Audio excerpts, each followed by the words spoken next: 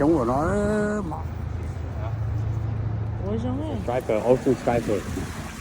How many inch? Ocean striper. Nó phải có xì đùa nữa. Là chế một cô blossom bằng lại phải nâng chế sẽ đây. Mình nhỏ chọn chế nó rồi chế sẽ. New Jay. Có rồi là cá là. Còn tối tôi không lo thì nó. Họ chế cái anh nhất to chế sao. Đây là từ cá chế.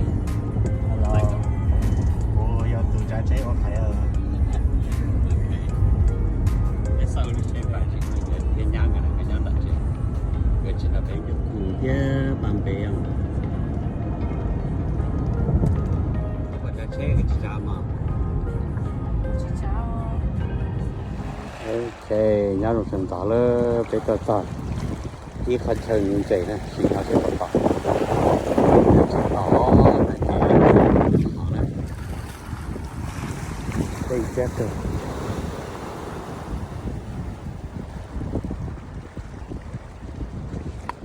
Có một thanh niên chạy điện ở đây.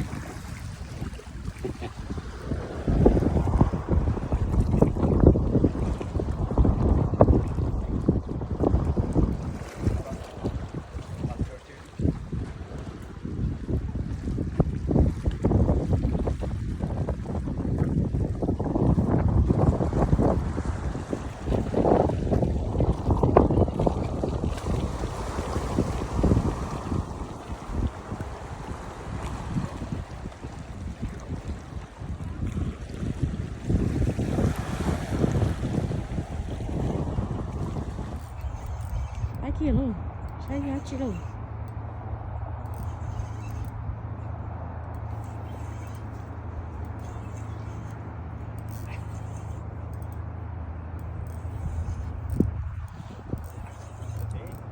Cho nó chỉ là ít tu sẽ chị tạo lên nè nè.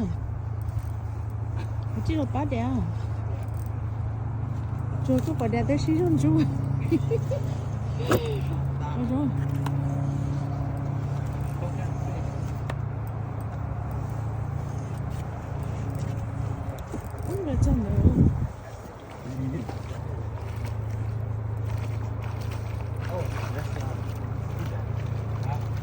Sea bass.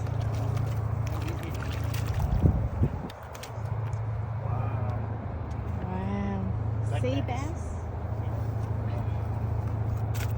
Congratulations. Welcome to Massachusetts. It's in your bag. Ủa giống ấy. Oh, that's a big boat. Yeah, 69. Ooh, giống cây lia.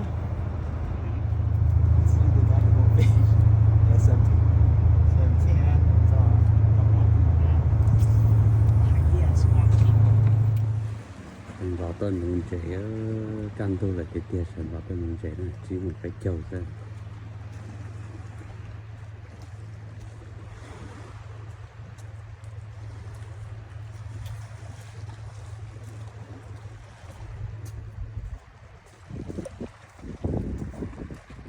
Đây là hộp theo kia đấy.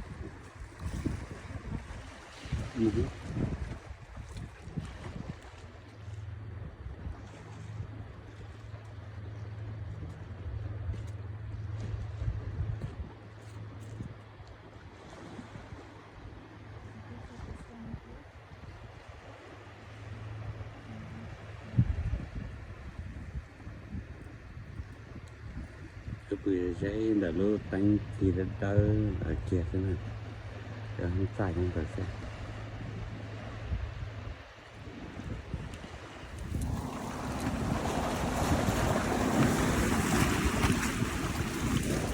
That's a striper, ocean striper.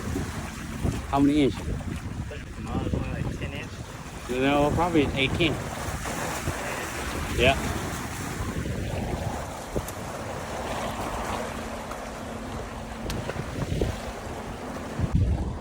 Cái trống của nó mọt thì cho nó mới chứ chưa. Chưa. Liền don't go there. cho mà mua kia phải sát luôn kia rất phải lo là chỗ cái này tôi nông ra chỗ thế thì tọt con đó rồi có đó mà về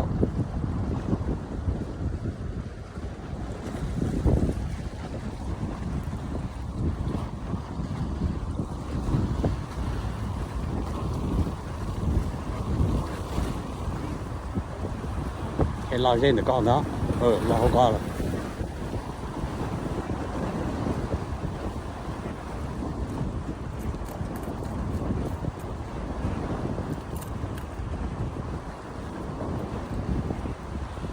hả?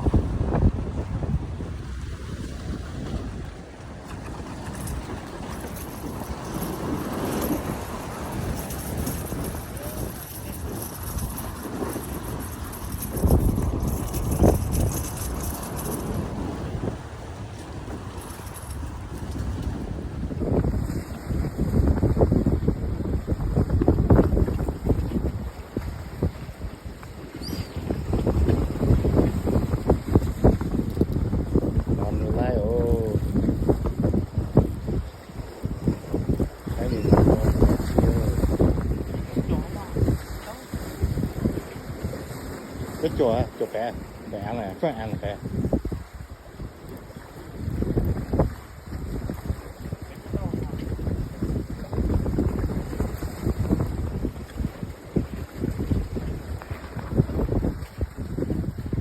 ní phải mà kẹp quá có bao nhiêu nằm lo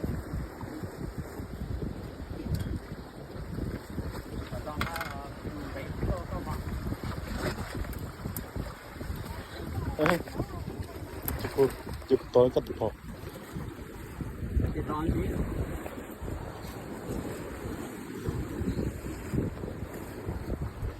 First time ocean striper.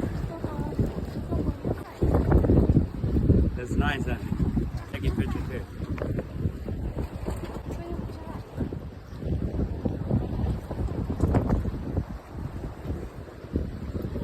mày dâu á cái xía là lâu rồi lâu năm mà thế xía cái chuyện chuyện nó nữa tụi này sea bass thì tụi này blue ấy chỉ nó nằm mà là tự chế sẽ sai chỉ nó là chỉ nó tự chế trên cái cá này nó giờ hầu này hầu và su hầu mông style su chạy hết chứ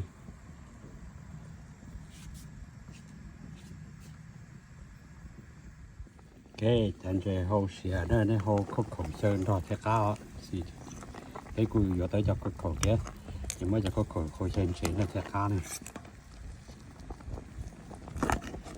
khúc khổng lắm nó này cái từ khúc khổng có gì này cá qua tại rồi xìa là lâu rồi lâu năm mà thế xìa